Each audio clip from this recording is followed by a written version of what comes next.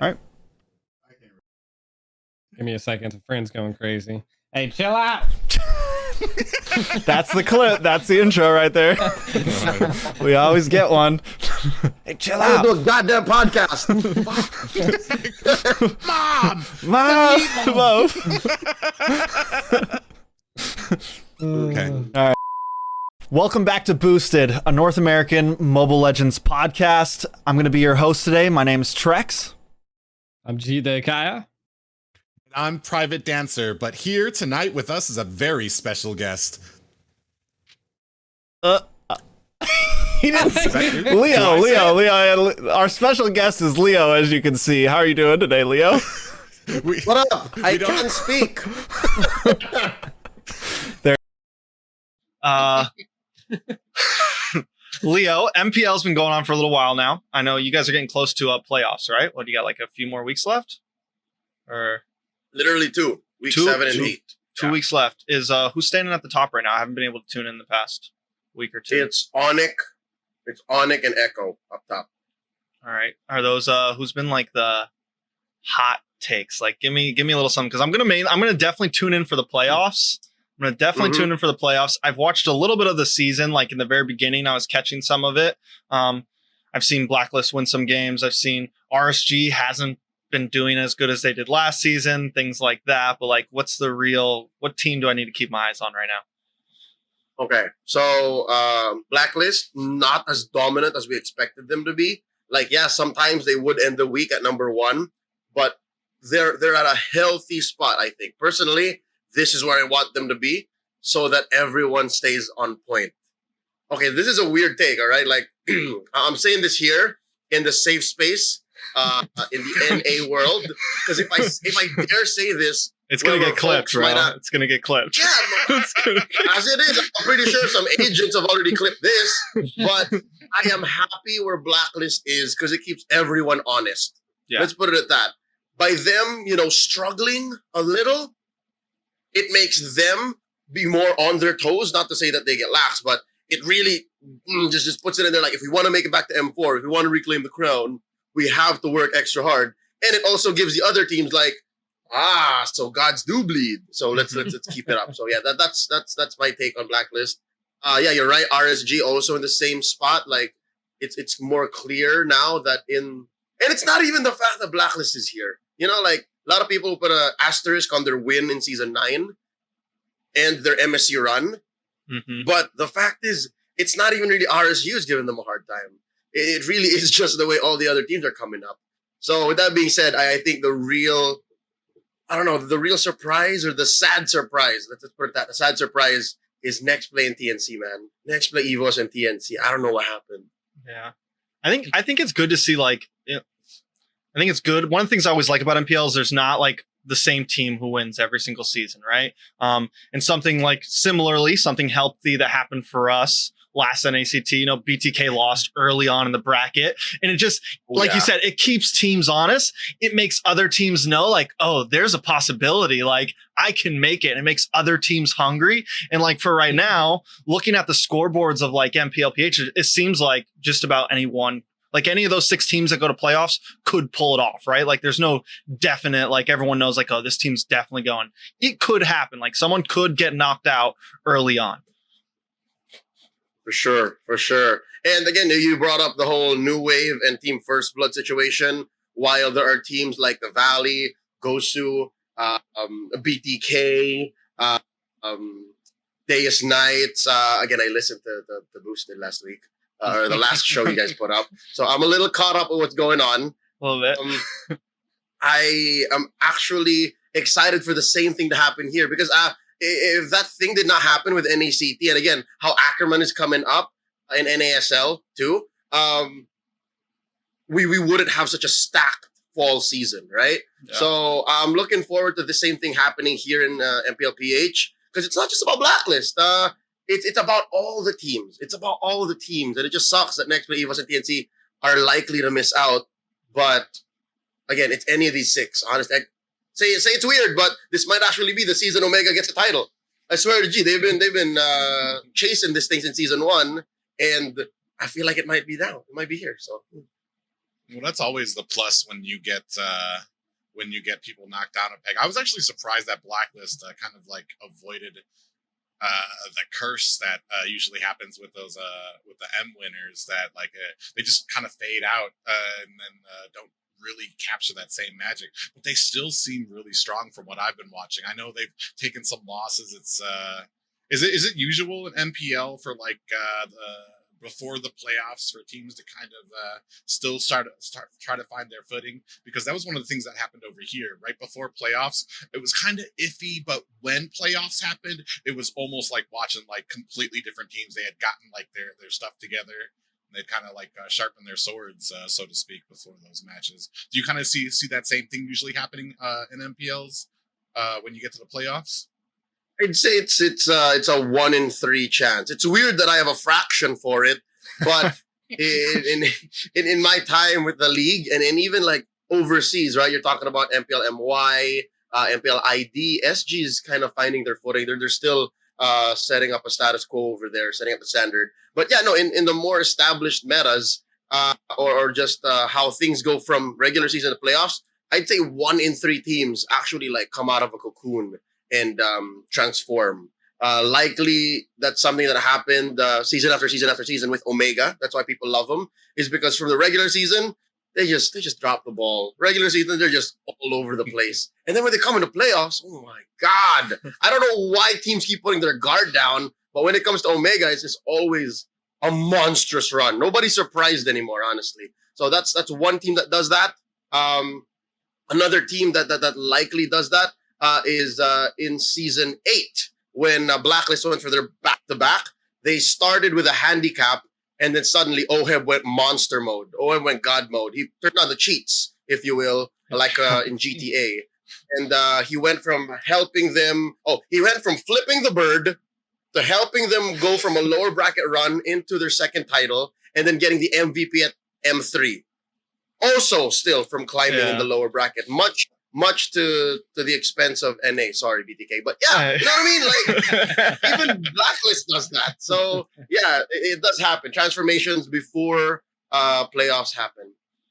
Oh yeah, I think that's like one of the most exciting things right there. We like I think of one for us was like Deuce Knights. Like they were a team. They've always been a team that's just kind of like season. They're like They pull out those weird picks. I know when we did NACT last time, they pulled out some really weird picks. I remember casting with you guys for the first time, and I'm like, come on guys, at least we got some guests here. Pick something meta. You're making us look bad, you know. But then like this last season, they get into playoffs and they get 3rd place, and they were just blowing through teams. I'm talking like me and Prime were casting like, who are these people? Where are you? Like they were just so textbook, so by the point. And those that like, even though they're not the team that won, I probably got more excited about some of their games than I did about, like some of those final games and stuff like that. Like those moments when those like underdog teams come up and they have those great games and you're just like, whoa, like those are the things, those are the teams that I remember. Like some of those maybe not, they don't always get first place, but those are the teams that I always enjoy watching because they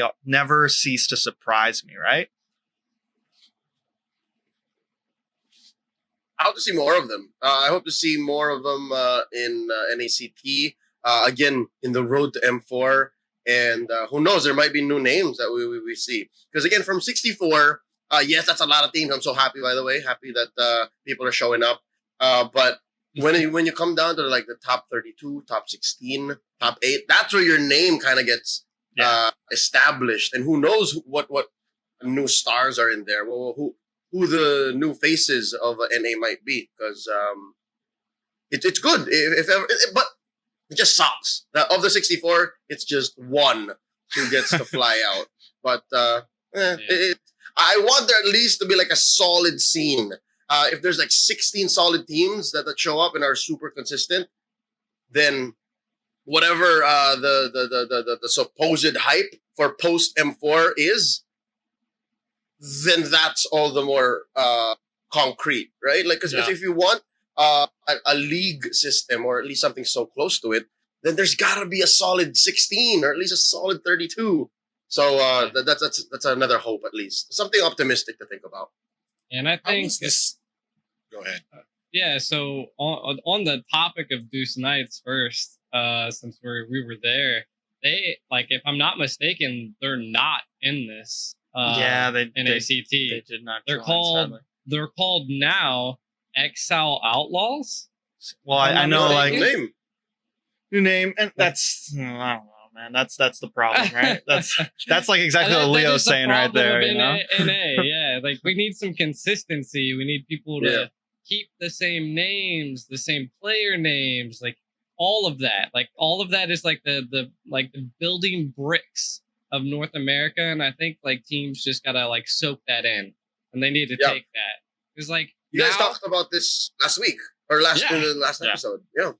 Yeah, and I feel like just how we were talking about it, like, this might be the last time we talk about them, because who knows if they're ever gonna come back. That's sad. Another good That's so sad. good idea behind it though is Aether Explicit.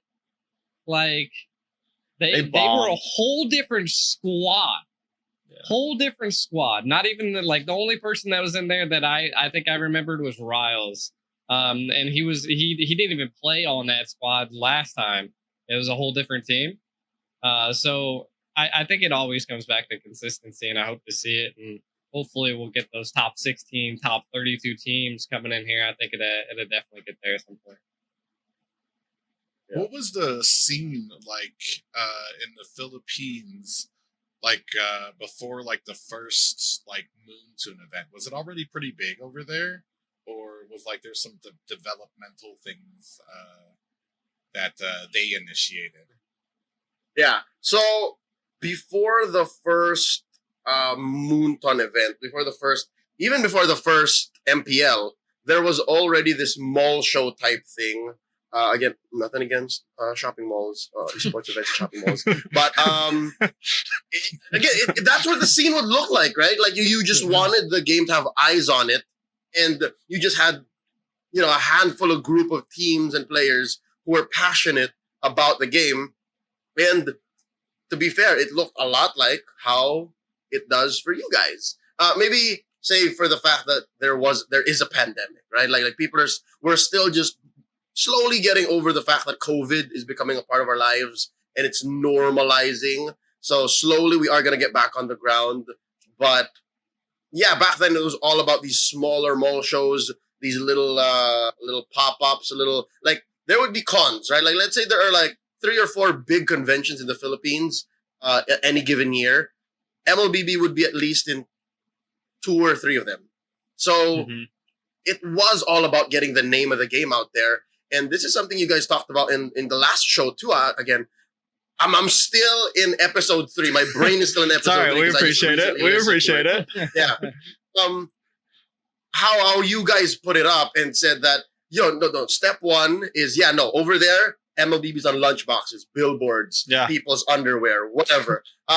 For you guys, it's about legitimizing it, because it's not just the game's problem. It's also the platform's problem. The fact that in the West, mobile gaming is such a dirty word, right? Like, ew, what is that?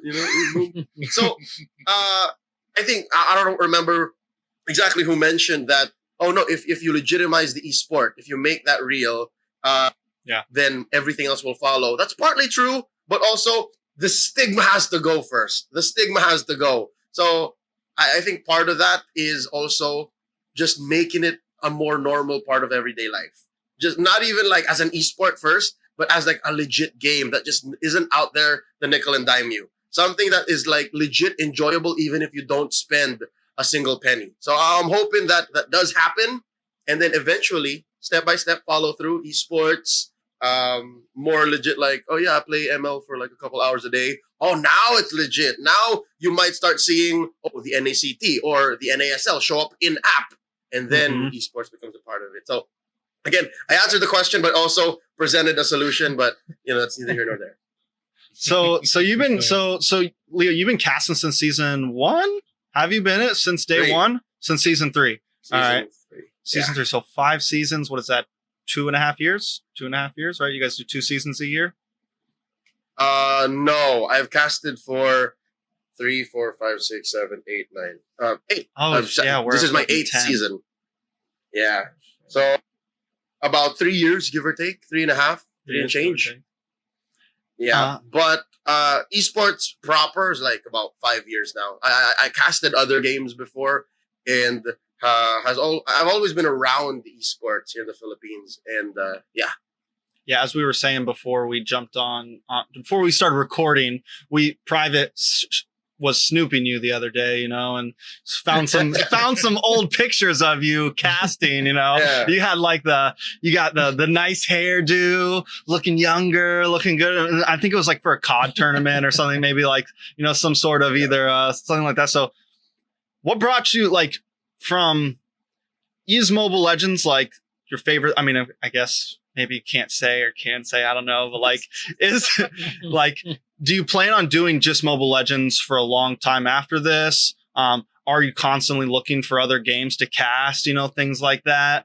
Do you find yourself as mainly a MLBB passionate person or just esports in general, caster passionate person,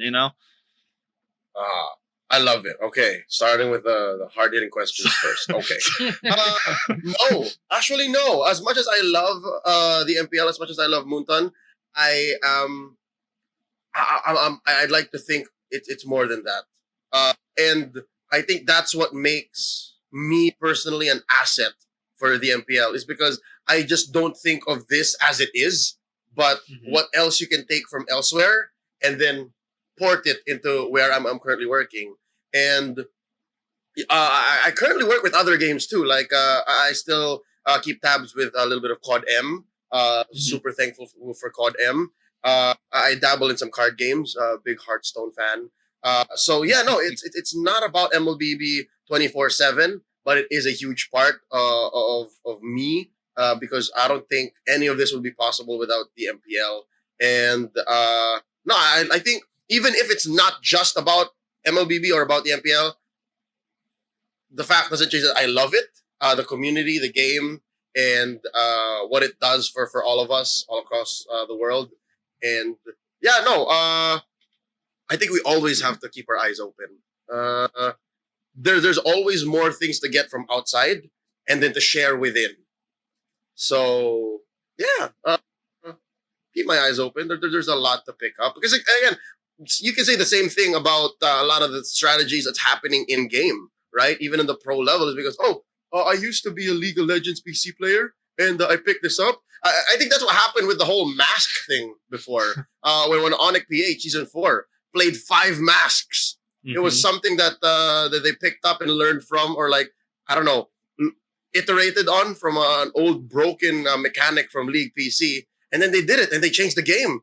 So who knows, right? So it's always nice to keep your horizons open to help the game. With talking about masks, some old things, current patch notes, right?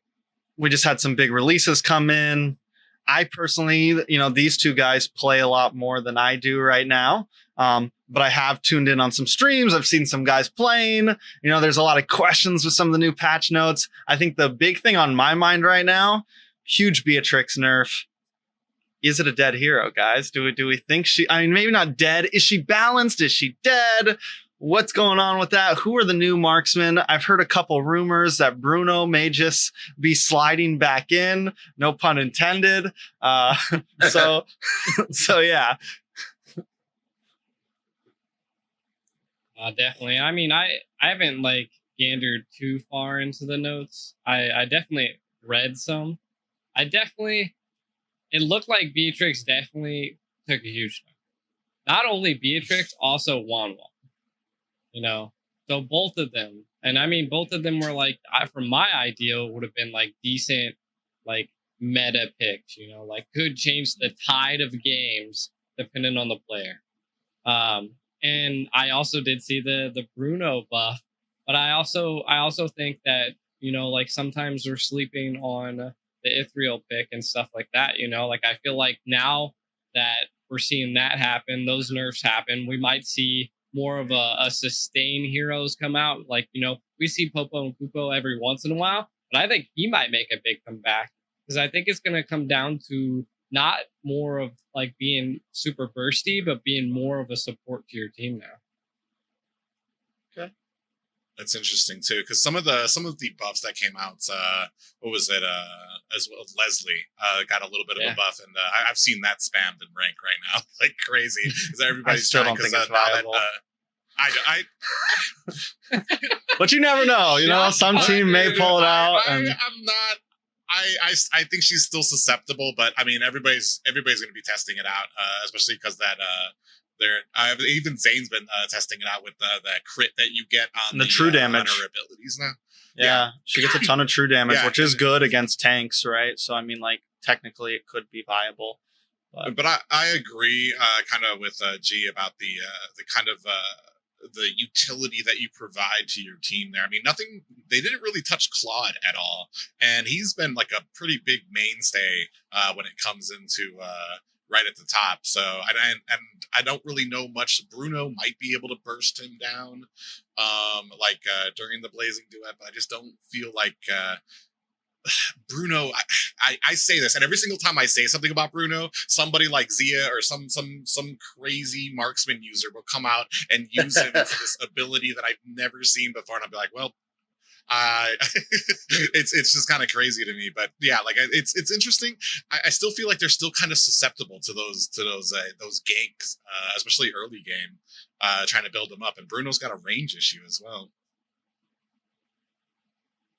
He did get buffed. It was a clear buff. Again, he gets a movement speed now on that kick on his like signature move, and that may be enough to actually take him over the edge and be the number one marksman. That was the case pre-season 10. I believe I was talking to a couple of marksmen in the MPL, and they did say Bruno's the best 1v1er. Yeah. Say for like, especially unless you're talking about like a super good Beatrix or like a super aggressive 1-1. Bruno is your number one harasser when it comes to the gold lane.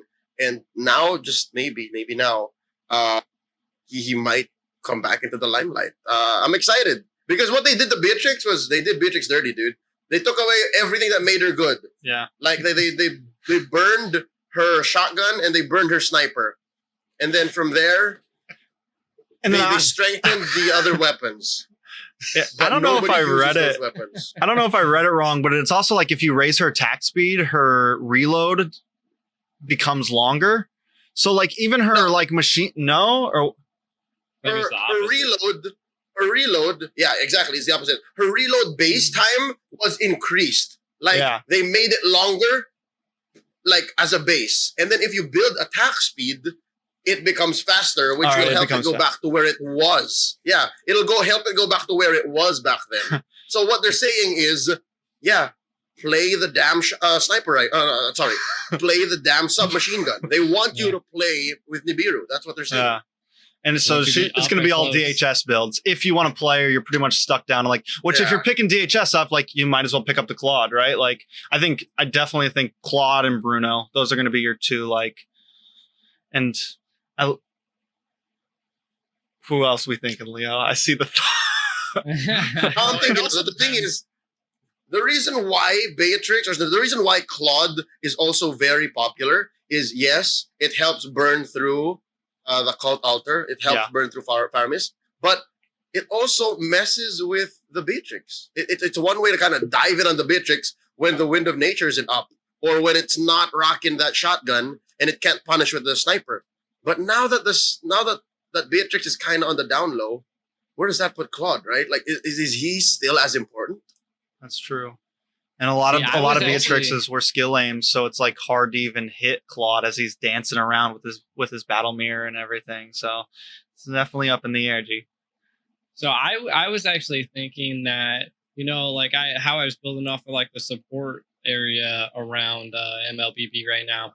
I actually think MLBB might go back to what the old metas used to be, which they might end up throwing a fighter in the gold lane, or they might even throw a mage into the gold lane. I think some of those things might come up because you got to think Alice got a good buff, Bane got a good buff. Like those are two solid people that could be solid supports into some team fights. So I want to see what teams can definitely do, from my aspect. I want to see the different techniques and styles. Well, Private, you were saying before I cut you off. No, Yeah, Private, you were about to say. No, it's fine. But like, it's interesting that you bring that up because before these buffs and nerfs, I felt like Bruno really leaned on a good support, like a Rafaela, Matilda, sometimes an Angela or something like that. Now he really shines with stuff like that. People who can assist with that speed, let him get in, protect him, let him get out. And I wonder if that's going to be a case here because these last few, I want to say, events or MPLs and stuff like that, I feel like the draft has been a huge issue for a lot of teams. There's these very specific picks that you want to get in to kind of support that marksman, to support that mage, to get them leveled up. And if you miss out on it, like we saw it in Basic was even talking about it when we for the NACT or NACT, excuse me, the Squad League, is that like the draft is a huge thing right now. Well, it was, and I wonder if that's going to keep on with it, especially because with, like I said, how Bruno was used to be so reliant on some of these roamers, the support roams. I think Bruno is, like you said, Leo. Bruno, I mean, I think Bruno's always kind of had that 1v1 capabilities in a sense, but the major problem with Leslie, escapability, right? Those early lane ganks, it's so hard to get away. Leslie has no dash. Bruno does have a dash, but still, like, he didn't have the distance that Beatrix had, or he didn't have the distance that some of these other marksmen have to be able to just clear lanes from the tower, to be able to keep your distance. So if the enemy team tries to gank you, you still have the ability to get away or be able to really pucker down under that tower, right? But at this point, I think also with so many fighter jungles, with so many tank jungles and stuff, some more marksmen are starting to thrive because you don't have these assassins diving you. You don't have some of these people diving you as much. It might be a little bit easier to dance around. But I definitely think we're going to see like some shifts coming in the gold lane, like a lot more shifts. I feel like it was already kind of widened out. Like even if the Beatrix got banned in the past, even if the Juan got banned or the Claude and these things, like you still had the Clint to fall back to. Brody, we haven't seen a lot, but you still had some gold laners to fall back to, So I mean, like, I do like the Beatrix nerf. I feel like everything's getting a bit more balanced, and we're kind of in a place right now where you have a lot, like drafts aren't going to be as, it's not going to be as like, you got to get rid of that. Like you have to get rid of that. There's no ifs, ands, or buts, and I think a lot more players will get to shine, and it'll be a lot more target bans, like, oh, we know he shines in the Claude. We got to not, that's why we're going to ban this. We know he does really well on the Bruno, so we got to ban that this game when we're going against these people. Things like that. Yeah. The more I agree, and then the way you guys put it, I am super excited because alleviating the pressure on Juan and Beatrix actually cracks open the meta and only leaves Faramis and Valentina as the boogeymen, boogie people, boogie heroes. But, I'm super excited because, again, whenever teams decide to say no Beatrix, no Juan, no Faramis, no Valentina, those are the best games to watch. Those are the most fun games to cast. And I don't care if the Fanny comes through. Fanny's pretty mean, but to starve a Fanny, it's easier. It's as easy said as it is done, right? More often than not, because you still have the whole Kai Balman situation. In the gold lane, it becomes a coin toss. Yeah, we might see fighters, we might see mages. That's what I miss. I actually miss mages, which brings us into the whole Alice rework. Y'all see the Alice rework? I didn't read it, but I'm excited to hear about it. No, it's definitely crazy. Basically, she now buffs up her mana. The whole orb thing is now based on max mana, and she's closer to Sicilian now. She functions close to Sicilian in the way she scales, and then that's about it. Like her damage also is based on max mana now too, if I'm not mistaken. I wrote about that way. But yeah, no, she might actually see play. That's a clear buff, I think. It's kind of like a sideways revamp, and then also a buff. That's what happened. That's Alice. I miss seeing Alice. I wonder if the Jawhead's going to come back too, because Jawhead got a decent buff, and I felt like people were they knew how to handle a Jawhead but maybe with just the damage output and what he can now do with this, maybe you see something. Maybe some jungle jawhead. It's interesting too because not just with the Alice too, but there were because now she's going to benefit more, I think, from Lightning Truncheon as well with those new reworks. But there was also the glowing wand got it's kind of like it's kind of like a mini genius wand now, or it's the way to apply. Yeah, it's been. I don't. Sometimes they write their stuff. Moontoon writes it, and I kind of struggle. Like, is that the same thing as this? Because like this one makes you weak to magic. This one does more magic damage upon hit. So it's gonna be interesting too. And I wonder if that's gonna start getting more used too, because that was almost kind of like a dead item for a while. Yeah, at least in the meta. It's actually pretty good. Like it can increase damage by up to the triple numbers. Almost triple numbers. So yeah, it's not the same as Genius Wand, but it's a mix between Genius Wand and Dire Hit for magic. So yeah, I like what they did with Genius with Glowing Wand, and then they also kind of buffed up Athena's shield. Instead of like waiting 10 seconds before getting the shield back, you can just wait 5. So you can team fight faster. Mm-hmm. So maybe we see some more of those DPS mages instead of like, because right now it's just been like all burst mages mainly, you know. The Xavier kind of fell off a bit, but still like it's been like just heavy damage. We want someone that's going to scale to that late game if we get there, and maybe some like the Alice that's more just damage over time. Maybe even some of those heroes, the Chang'e, who I don't really think we see very much anymore, but some of those heroes who are going to kind of be able to put out damage over a span of time instead of just deleting the marksman in the back lane instantly. Yeah, and I mean, speaking of late game, another big thing that's changed are these magic sentries.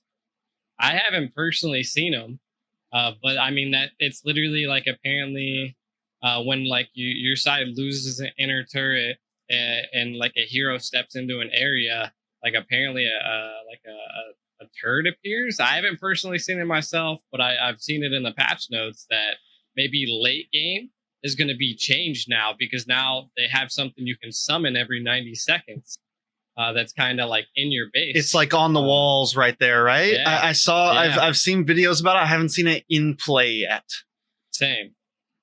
So the only thing I've seen is there's an area along your walls that will give you vision of your buffs. That's what it is. You can like hit the flare. Yeah, you stand there for a second and it just shoots out and it gives you vision. Okay. I've tried it, yeah. You just stand there, there's a little spot there. It's pretty big. Like you can actually you can't miss it. It's a lot, it's the size of almost the Cyclone Eye. That's what it is. It's the size of the Cyclone Eye.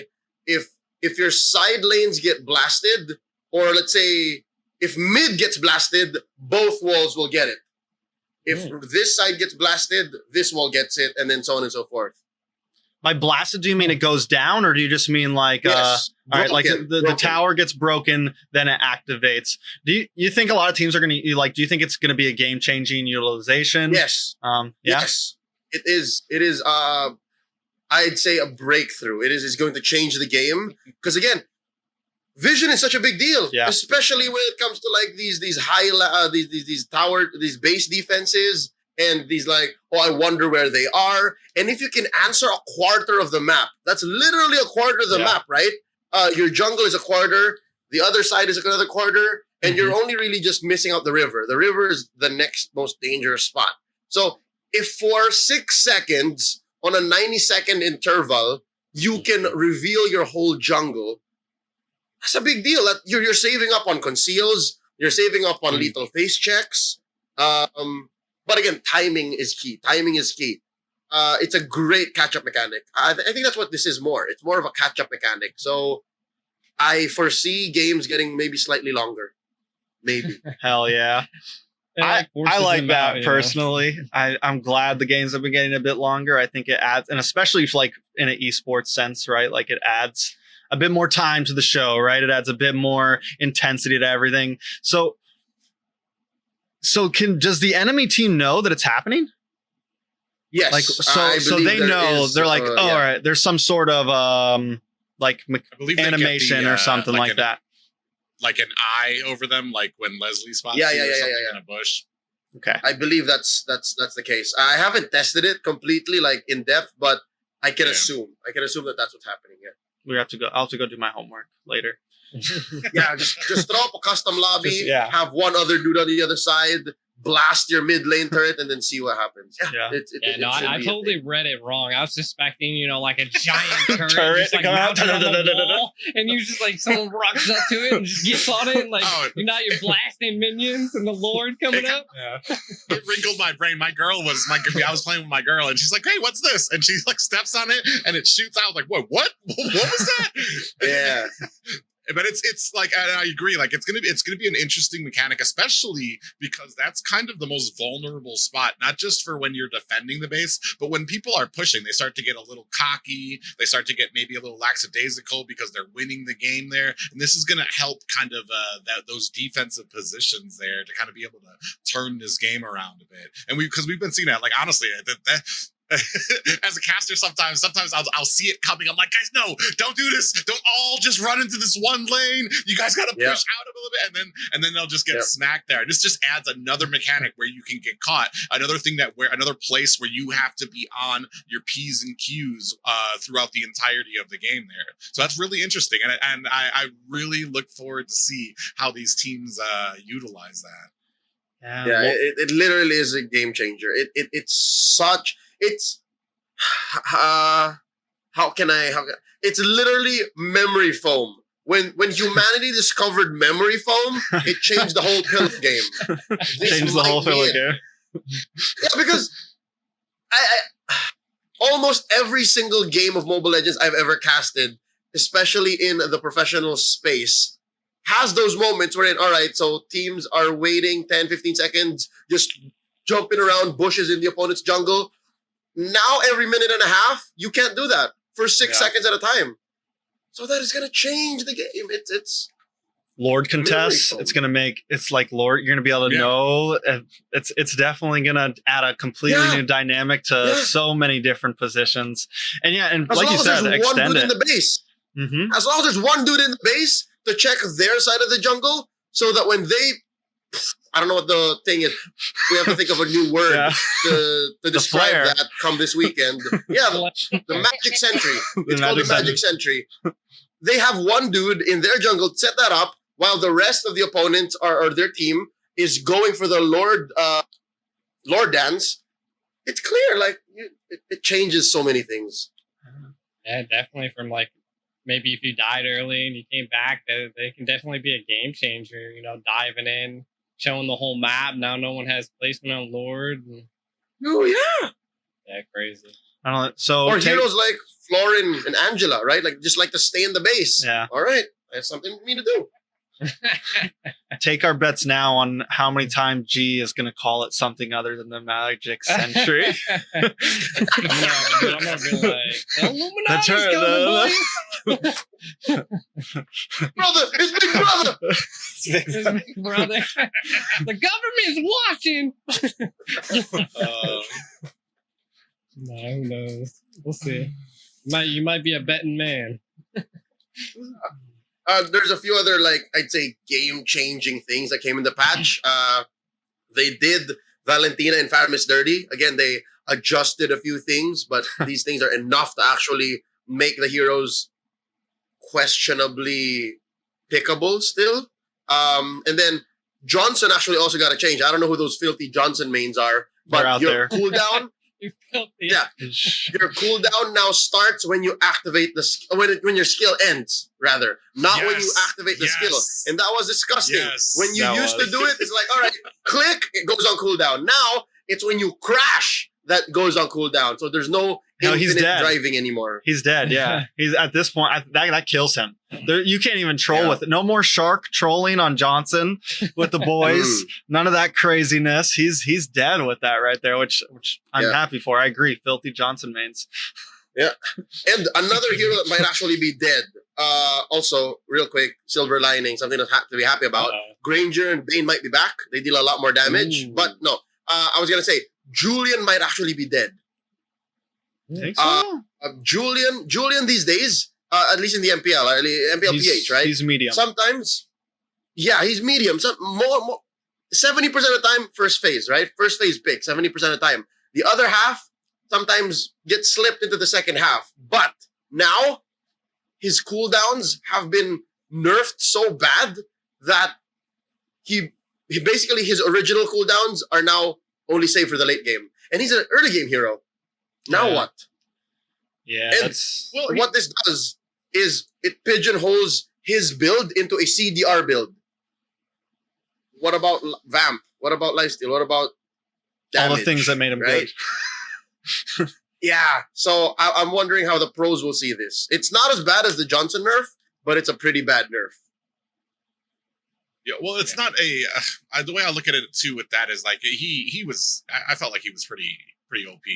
A lot of damage, a lot of regen, cooldown so low. The cooldowns being up there now, I think, can kind of, because he still possesses these abilities, this maneuverability, the regen, the ability to CC and slow people and pop them up. So he's still got a ton of utility, and I think that's going to keep him up there for the foreseeable future, for a little bit longer at least. Because like this might just put him down into just like going into like those people who are the fast hands people, the people like it's not going to be as easy for people for slow hands like me to be able to use them, but those people who are still skilled, Hoon, people like that, the mechanically gifted people are still going to be able to utilize them pretty well there, especially taking him into the late game. So I think he's still pretty safe. And Valentina, I'm tired of counting every single buff that she's had and having hope that she's gonna be kicked out. I'm like, she's here for a while. I'm still gonna assume that until I see it, especially with like just the versatility of her, with which like not just the abilities, but like with like the damage that she can do, but what she brings to a battlefield when you have to start thinking about what ult are we gonna pick for our comp now? What ult do we want to give to Valentina, or things like that? So I think she's still probably gonna be in there, unless because I looked at the nerfs and nothing looked too crazy as far as for nerfs. For I mean, 10 seconds is pretty steep to add to the ultimate. So I mean, but like I don't know, we'll see with that, because like I said, it comes down to those people who can use her very well, because she's another one of those very mobile heroes that I feel like really that a lot of players like to take shinings to, those ones who can get around the map or dodge things with their abilities. So I feel like those usually have really good staying power. I don't know. I feel like she's kind of been on the edge. Like I feel like she's kind of been on the edge. Like some teams try, like there was a small point, I think the last nerf, where a couple teams let her through and it's like, oh, nope, she's still OP. Let's not deal with her. And I think she could get to the point where eventually she's like not banned. But as you said, it's just like, even if she's super nerfed, like even if she's not doing huge damage, just her skill set, I think is what pisses people off. It's like, it's not even like we're super scared of her. It's like, I just don't want to have to draft around her. I don't want to have to deal with her, like, in just what she brings to the table. So I think it's definitely gonna take a lot, but eventually I think like teams are gonna, if she keeps getting nerfed, then yeah, she's just like, when's the break point of, that ult utility? When does it become more valuable than the lack of damage she's doing? You know what I'm saying? So sooner or later that she's going to come through, and then everyone's going to figure out, oh, she's really not, it's not a problem anymore. But that's the question, right? Is that all that important? Like, is it always going to be, is it her skill set that makes her broken, or is it everything else, right? Like, I don't know. I mean, it'll come down to it, and to be honest, like, you guys are kind of, like thinking she's still going to be there. I'm going to be on the other side. I think she's done for. Like, I don't even know if it's going to be a prio pick. Only reason I say that is that I actually see a lot of other viable mages probably having a comeback. Alice mid lane might possibly be there. Might replace a Sicilian with more of the, the peel, kind of like what Leo was saying. But then there's also that other ghost that you haven't seen ever in any esports I haven't, at least, is Valere. Like, he just got a huge buff. Back in the day. Yeah, and at the end of the day, I think it's going to be a combination of like, who do you want to be your heavy hitter? Who do you want to be your support? Because you could have a support mage and maybe even go into like a support gold lane, and then only be flexing on your jungle your tank, and your XP lane. And I mean, we could see some crazy plays like that, but I think that's what might happen. Valier is going to be a thing when assassins come back in strong. Or again, we may have a foreshadowed fighters going back in the gold lane, even like a 1-3-1, right? Once that happens, then maybe Valier might see another resurgence, which I'm happy for. I actually love Roam Valier or even mid Valier. I just like Valier because I like pressing buttons, and he's basically 3 buttons just over and over again. So, just click, click, click. I think they might be going for that a little bit because especially with these Beatrix nerfs. I mean, that was the biggest problem with assassins was how fast you could get bursted down by these marksmen. And I think, I mean, maybe you might start seeing a couple more assassins start coming into play. Maybe not in NA until Las Vegas. I think the biggest thing with NA, I think Basic touched on it in the Squad League interview, is that like a lot of people assume that NA can't play assassins, but it's just they just won't do it on 70 MS. Yeah, and he was talking about it. He's like, maybe you might see something like that in Las Vegas when we're when everybody's right next to each other and they don't really have that type of MS. But like, I mean, definitely looking to overseas to see how they're doing with this with the new meta and if assassins are coming back over there as well. Because like you said, that's where like these other things are going to start coming into play. The Valier, him being able to get out with his Vengeance Flame. Is that right? Vengeance Flame, yeah. Yeah. The Vengeance Flame is basically like a Purify. It's his ult. Yeah. And so he's able to get out of stuff. Like I used to use that all the time against like a Saber or something like that.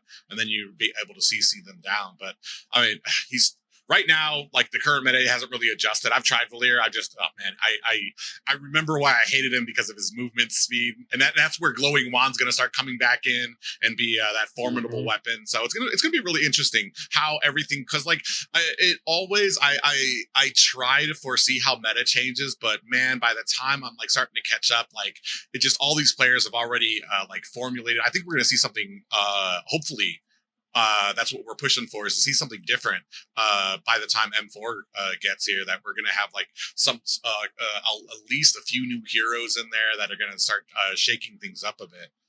Yeah, flip the table over, just completely change everything, leave it open. Like I there's definitely a possibility. What Private just said with the assassin thing, definitely a possibility, I think, for some heroes like that to creep through. Like there's no more Beatrix shotgun. A Lance doesn't have to worry about dashing into a bush anymore and getting one-shotted, you know? A Ling doesn't have to worry about getting one-shotted by this broken hero, right? So like that alone really kind of alleviates some pressure, and with some possible more utility marksman, DPS marksman becoming more viable possibly, and there's not as many just like burst kill you in one shot marksman, some of those squishier jungles may slip through the cracks. It's just, I think it's going to come down to that draft, like how counterplay, like if the enemy team doesn't go for that tank jungle, then this is your time to pick up the Lance. This is your time to pick up the Ling. This is your, if they do, you're going to have to mold around. And that's, I think, is what's going to be exciting about this World Championships, is there's going to be a lot of like variety of just how the draft goes. And that's how you're not just going to be pigeonholed, I don't think, into constantly picking the same thing. You're going to be able to like maybe ban something out to open up that pick for yourself in the jungle. We'll see. Yeah. Message received, Munton. I like how these little clues and these little, breadcrumbs of like buffs and nerfs like lead towards an image of what they want. And I feel like, side lane fighters and more assassins in the jungle are like long shots, but definitely, Beatrix is dead.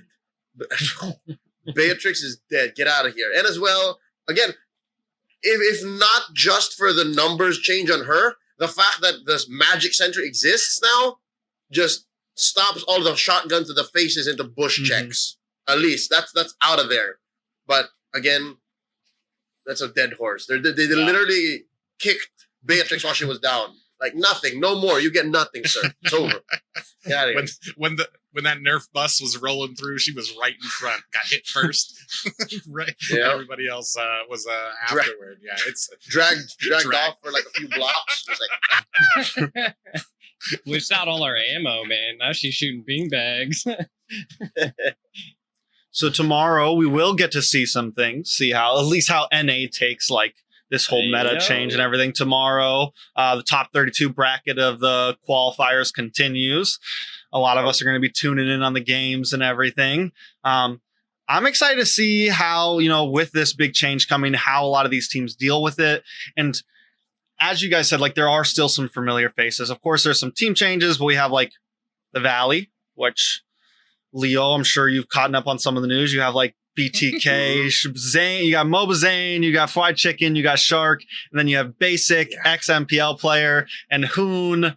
Right now that's the American superstar team right now. That's where all the fanboys are jumping to. But also still a lot of other strong teams, right? Like in the end of NASL, Ackerman took 2 games from them, put up a great fight. Leo, I see ya. Okay, so I've had this question. I've had this question for. It got reignited earlier today for me, tonight for you. While I was in the gym, while I was listening to episode 3, right? How you guys were talking about what the NACT fall season teams look like, and what even NASL looks like, and just finding out about Team First Blood, right? There's a lot of Filipinos on that team, and it's not just Zia. The Southeast Asian, specifically Filipino talent in the NA scene is rather concentrated. And I'd like to know, are there other hidden Filipinos among the ranks? Because I was so surprised. Because they are Filipinos, but they're Americans. They're US citizens, so they fit the whole ruling. Talking about Team First Blood specifically. So are there other hidden Filipinos among the teams? I don't know. They all don't walk around with Filipino flags on them, so I don't. I'm going to assume that there are pretty decent, because a lot of our discords usually delve into Tagalog. Is that how you say it? Yeah, Tagalog. Like they'll just I'm just sitting there like, okay, I don't understand. What's English going on only. Here. But no, but I don't care about it. It's just there's a lot of Filipinos in America that play this, just evidence from what we see in these servers. It's almost, I think there's probably more people who speak that than they do English sometimes, because it's there's just you see it so often, even in the squad league servers as well. So, and that was one of the biggest things about Prophecy when I had talked with him about that, is like they have a whole Filipino team on there, and that's why it was a little easier for them to kind of work around all of these roster changes, because they all speak the same language. It's easy for them to communicate and stuff like that. Which actually might be one of those little things to think about when it comes to some of these other teams that kind of have like the mixed ethnicities, or maybe don't have the same grasp on English. That might I forgot who we were talking about before, but like saying a call out that might be like misworded or something. I don't know. It's interesting, but there's a ton of Filipino presence in Southeast North Asia, American MLBB. just in general. Yeah. I honestly, me and G are probably the only white bread boys that are part of the scene. We're like mostly everybody. It's Southeast Asian, a lot of African American as well, a lot of Hispanic, like New Wave, Latin America, things like that. Like it's definitely a melting pot over here. And I remember 2 NACTs ago when I was still hosting it, hosting it, not just casting, I jumped into a VC to do VC check, and it's a bunch of Jamaican, 5 full-blown Jamaicans speaking patois and stuff, and I'm like, and I used to hang out with a couple of Jamaicans. So I'm like, "Walk on, guys," and I'm like, they're like, "Oh, what's up?" Da, da, da. But so we got it's definitely a melting pot over here of and what's interesting too is kind of you get your teams that are a bunch of Philippines. You get your teams that are a bunch of Jamaicans. You do kind of see some of those connections coming in, which probably definitely has to do with what Private just said, the language barrier, right? Or being able to speak in your home language or your mother language, whatever you want to call it, probably makes it a bit easier to do those shot calls, to do those things.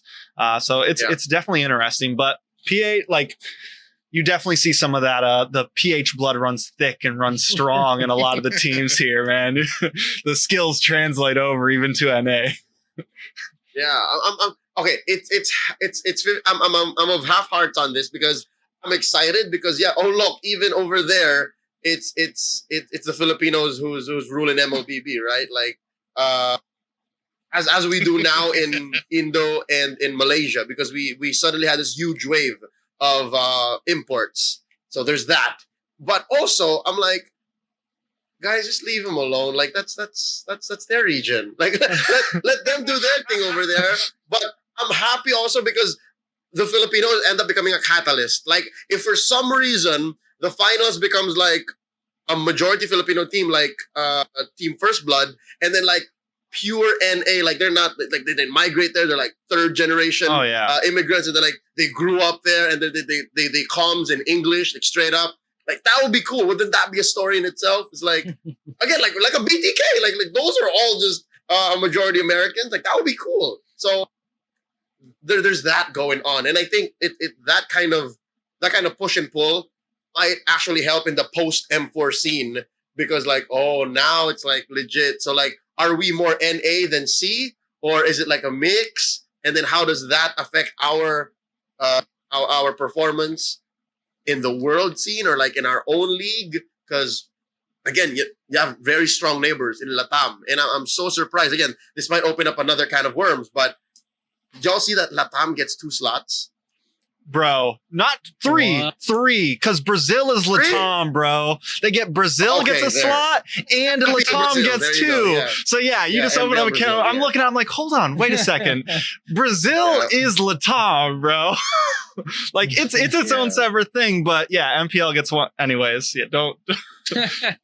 Yeah. See, so honestly, we need to get bigger over here. We need to start. It's starting, and honestly, like I said, with all these teams kind of changing, maybe it's coming to a point where they want to make sure that they have something that they're happy with for the beginning, because that's honestly what's happening in NA right now. Is like there's this big, huge push from Moontoon that's being supported by Moontoon right now, and that's what I'm really excited about. And it's funny when you were talking about like the having like an American team, because it's interesting, because I still consider like all these teams, even Prophecy, it's an American team to me. But like when you're doing the whole if you're going to make a movie about it, like if you want to have like what is prototypically American, it's a mix of cultures. And it's funny that we talked about that, because that's kind of what I see when I see what's it called? Oh wow, the Valley is just because you've got I forgot what is Zane's like Greek or something, right?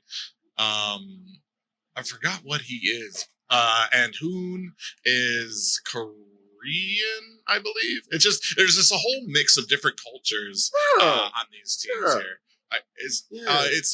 Which is really interesting to me, especially for when it comes to NA, because that's kind of what NA is. It's not just these cultures that are like in their own little category, but like when they start blending in, and it's going to be really interesting to see if we have more of those blended teams kind of coming across a little better, if it's going to be like as Leo was saying, where like you kind of have the Filipinos, like I mean, they're dude. I don't know if they get born with Mobilelegends in their hands or what, but it's sometimes it's Here's a phone. Okay. Okay. So I like that Private actually mentioned that. Maybe these Filipino kids, even if they were born in the States or like moved at a very young age, they were handed a smartphone with MLBB installed on the homepage just almost instantly. But no, that's what I was gonna get into. Like, I'm saying this less of a cultural thing, less of a racial thing, and more of as a mindset thing. Because the fact that they're Filipino, and the fact that maybe again Southern American or Latin American makes them more accepting of the mobile platform. Like right? Like when you're talking about market, when you're talking about like acceptance and audiences, it's these regions and these cultures that are more accepting of the mobile platform. But what if we see more, Western-based teams showing up and representing and demonstrating the fact that, this is legit. Like we are fully committed to this game and it's a great game, and then we succeed. Then that will help the whole situation of, Legends and mobile esports is a thing. So that's where I was coming from. That's what I was looking forward to which will help the post M4 scene. I think that helps make the thought more complete. Yeah.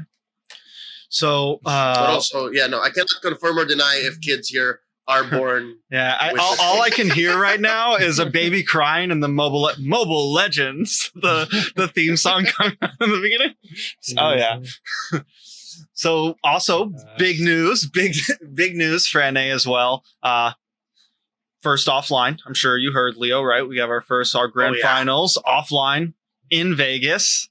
Gonna be huge. How much to get you a ticket to come out, man? You got to come hang out with the boys.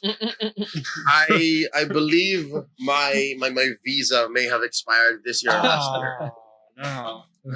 So I need to work next on that. Year. Maybe next year. I need to work on that. I might have some family out in Vegas. I think I do. I think I have an uncle or something. But or was he in San Diego? I don't know. But again, we can do it, but we need to plan it out. And first, I need to fix my visa. But would be great. I'm so excited. I'm looking forward to actually watching and supporting you guys. And I'm hyped. I'm wondering. I can bother Dave. I can just blast his DMs. But is it really just the grand finals? Don't you guys think that's weird? That it's literally just, I'm hoping, a single best of 7 this time around. On ground? Is that what's going to happen? That's the deal. I think it's more or less because this is kind of a trial to what's going to be happening next year. It's going to be one. It's just going to be the best of 7 there. I understand. It's just the thing is just how volatile that mobile gaming is in the eyes of like NA and especially I think that might be a biggest reason of why Mobilelegends hasn't come over here is because how we view it. And this will start seeing how much this is like a little testing ground as I see it. This isn't from Dave, but this is how I see it. It's like, this is how can we get sponsorship? Can we get money from this? Can we get viewers from this? Can we get local people to come in for it? And this is where it's going to start and where we kind of have to show that we can get that stuff to kind of start propelling us into something more for live. Maybe even get like the semifinals and the and finals, and then hopefully 1 year like the entire playoffs or something like that. But it's gonna take time, and and of course we're bougie expensive in NA. Like it's up there for cost of doing these types of shows. I was actually surprised that we got Las Vegas. I was when I heard that, I was kind of scared but happy because I'm like, man, that's a lot of money. That's Las Vegas. Like that's like a jewel in the United States of like I keep on using bougie, but bouginess of just like it's the epicenter of bouginess. Yeah. Yeah. It's definitely not a shopping mall, but I think I do want to say I think it's also not even just like a testing ground of how well it's going to do. It's a testing ground of like the people that are putting on this event, like because they're about to pay this company to host this whole event for us. So it's like, do we want to spend a bunch of money on 2 or 3 days and have it be, and we're on the other side of the world right now. You know what I'm saying? We're pretty much just using in-betweens to check over everything, right? So like, do we want to spend all this money and have it be a flop and spend 3 days worth of money? Or do we want to test out this company, this hosting company, see how well they do? And if we can build up some trust with this company, then like, all right, next time we'll do more days, So there's definitely a lot of, different, a lot more than we see, right? A lot more than what we see, and hopefully there is some solid reasoning for it. But yeah, kind of a bummer on only getting the 1 day. Yeah, I kind of get it. Also because very different markets. Again, Private already mentioned how American costs, or at least market over there, has a different price tag when it comes to organizing events and putting them up. And again, just different audience. Like over here, anywhere Southeast Asia, you just say, oh, there's a Mobilelegends Bang Bang event. Best believe you got asses in seats in less than 5 minutes. It's going to happen. Oh, yeah. But how sure are we that that's going to be the case in Vegas? And if you're going to do it for more than just a day. So yeah, maybe one best of 7. And again, I hope that it is a kick-ass best of 7. And I hope y'all go all the way. And that might be a good like litmus test, right? Like I hope you guys get a feel of like, oh yeah, we sold some tickets. And there's some sponsors. It's a day event, like runs half the day, ends at about dinner time, give or take, something like that. it should work out. I hope. It's for me. It's the safer route to have one small burst rather than elongate it and then run the risk of maybe not having a lot of people show up or having empty seats in there. I've seen, like I have told these guys before, I've seen other games, other mobile MOBAs where they did that. They rushed it and you just have like for their worlds, you have like an empty auditorium. And I'm like, it's not, it's not a good look if that happens. So, I mean, I'm just having. Go ahead. You were saying it. Go ahead. He's stressed. Oh no, Private's stressed. I'm just excited. Like I said, I get frustrated because I've been through other games that have gone through this, and I just want it to be successful. And I'm thankful for them putting this into NA, and I know everybody's got frustrations about it being slower than they wanted, but I've seen where it does fail, and I've seen when people do go fast. So I'm kind of thankful that they are going slow.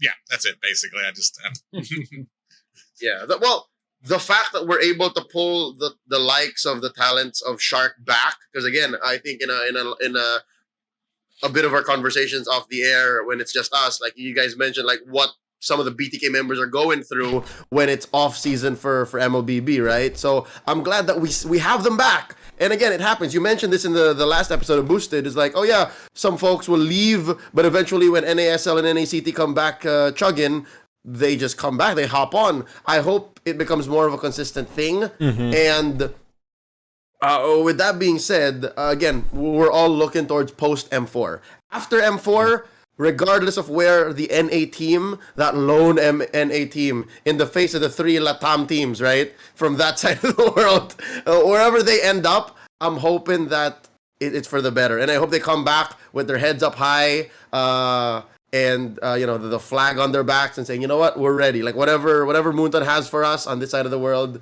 where we're ready. And maybe we do end up with more of a playoffs on site. Maybe even a whole league on site. But here's the thing, right? I'm cooking up things that might happen to help supplement the best of 7. Mm-hmm. Is there gonna be like a pre-show? Is there gonna be like there's gotta at least be some casters on site, right? Like a good. Yeah. Okay. Cool. So can confirm that. Haha. You dropped the ball. Now there's that, and then. I'm thinking, like, it's a single best of 7. People are going to get burnt out. If it's all just match, game, straight, and ta-da, champion, there's got to be, like, at least something in the middle. Like, so what if, like, a halftime show? Can they get, like, some SoundCloud rapper? or a cost? Like, right? Like, I don't know. Okay. Somebody reach out to whoever It's some Little Wayne comes on stage and starts dropping some bars. What are their names? The E-Stars. There you go. Somebody reach out to E-Stars. Send them a message like, here is a list of Las Vegas local talents. Like, I don't know. Like something like to make it more than just about the match. Because by supplanting this in a grand finals, you only have the fans of whoever those two teams are, right? So you want to give people who are new to MLBB something else. Because I'm pretty sure if there's like 300 seats, 400 seats, a good chunk of those are going to be new people. So I don't know, like that's just me. I may be trying to solve a problem that doesn't exist. Yeah. But again, I think we're all in agreement that a single best of 7 and that being the show is it's like, oh. It could be short. Like, let's say it only goes 4 games. You know what I'm saying? Like, it's like hour and a half. Like, they're quick games. Like, let's just say, worst case scenario, like 4 15-minute games and it's just over. You know what I'm saying? Like, that'd be disgusting, but the possibilities are there. I'm pretty sure Dave's, like, thinking, like, they've been asking the community different ideas, different things to do, crowd things to do, whatever. Of course, I'm Las Vegas local talent. Google it. I'm sure a lot of the things that you get may not be the greatest. a bunch of half days. You know. Yeah. We'll keep it clean. Try to keep it as clean. But again, so you don't have to go to Craigslist to find a list of things to do during time, maybe just have Trex, G, and Private do like an improv. I don't know, MLBB improv. Oh, what is this? A turret going down? I don't know. What is it? Who knows? Who knows? They might be dyeing my hair on stage. Yeah. Oh, MVP performance on his ass. He's doing what? Yeah. I'm just excited. I think I think it's going to be. Lost Valleys. Oh Jesus! Lost Valleys. I don't think they made it. Sadly, Lost Valley did not make it to the top 32. You remember when I called them out, right? I was know. Who is this? Why? How? That sounds half-hearted. I'm pretty sure some of you guys wanted to see Lost Valley's face off against Basic so that they can fight for the copyright for the name Valley. That's what we could do on the halftime show. Bring Lost Valleys and have them literally fight the. No, I'm just kidding. Oh, jeez.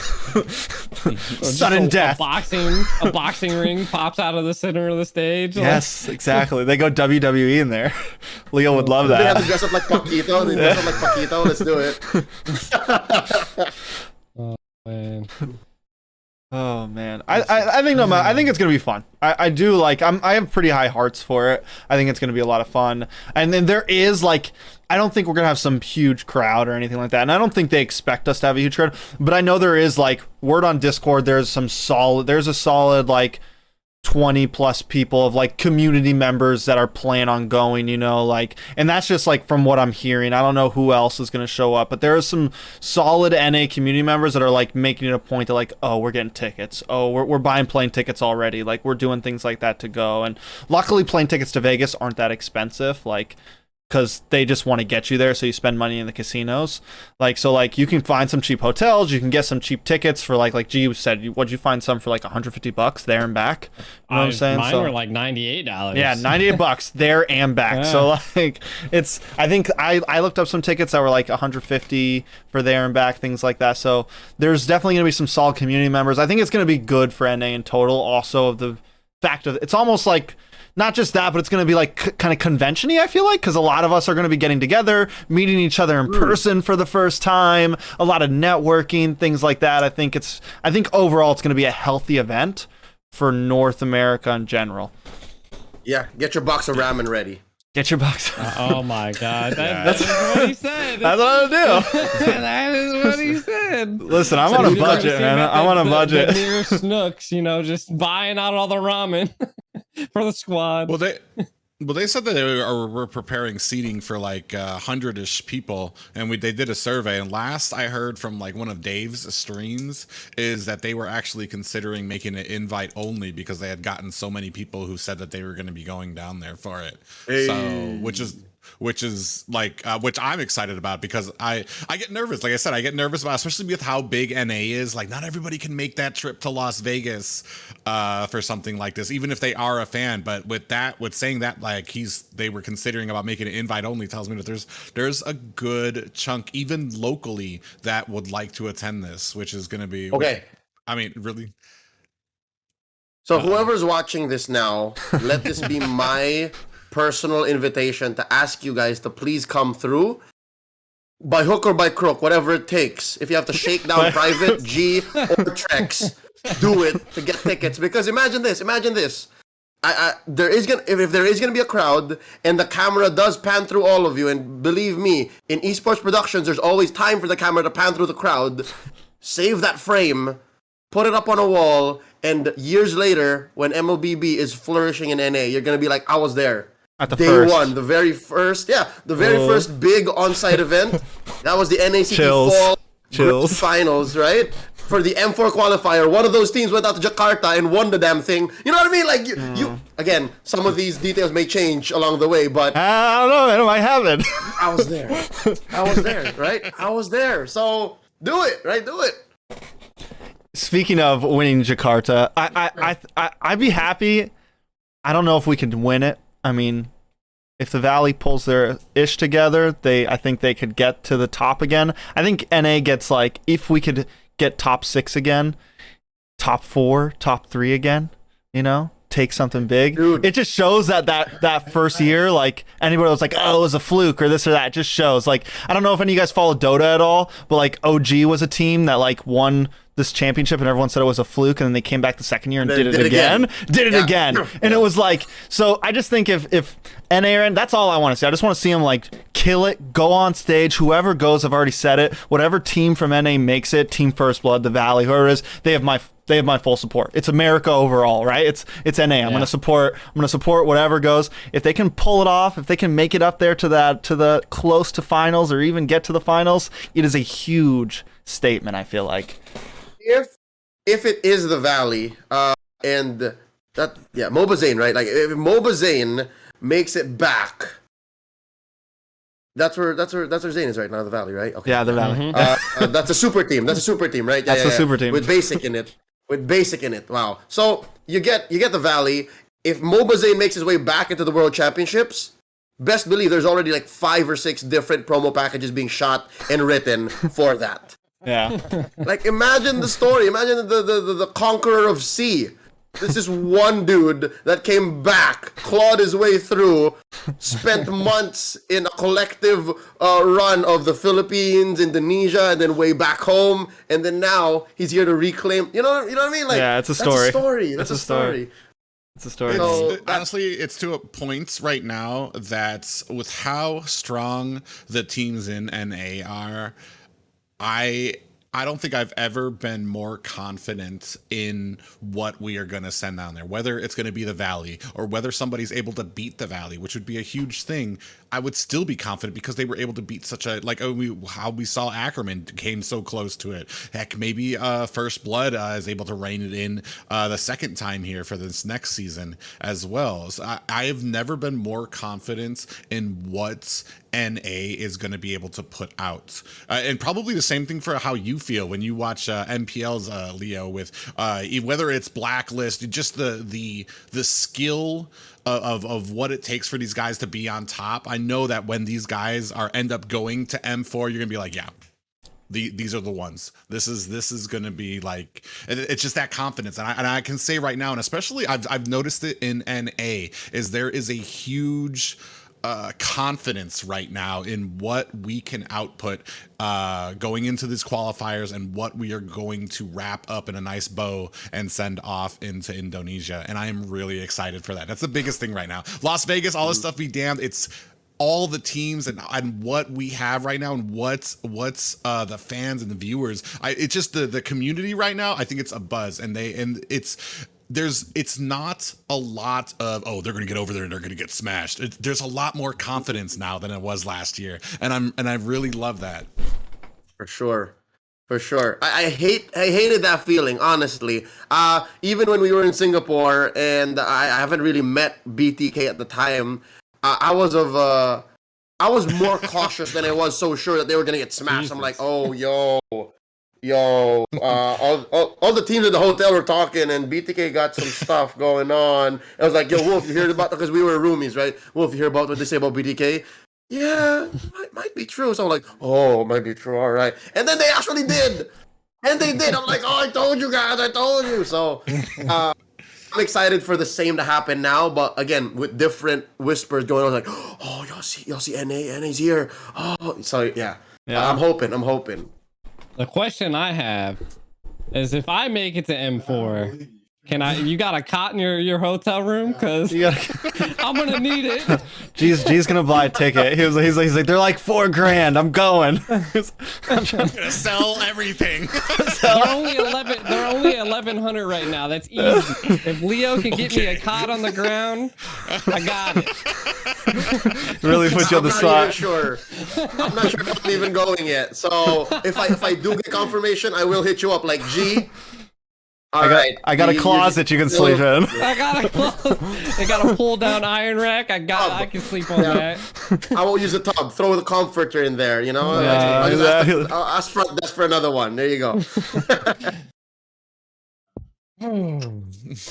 Well, I think that's a wrap, boys. We've been on for a little while, guys. Thank you, everyone who has watched today or tomorrow or watching this podcast right now. Leo, it was a much pleasure having you, man. Any last words from you, Leo? No, I'm just happy to be here again. Always a pleasure hanging out with you guys, talking, catching up with the NA scene. Very close to my heart, and I wish that I was there because it would be great to be on the ground floor or close to the ground floor of what I believe should be an amazing scene. Again, post M4. We're not even in Jakarta yet, but I want to look at what NA looks like after that. So just happy for what's going on. Again, more power, and let's see what we find for the halftime show at NACT Grand Finals.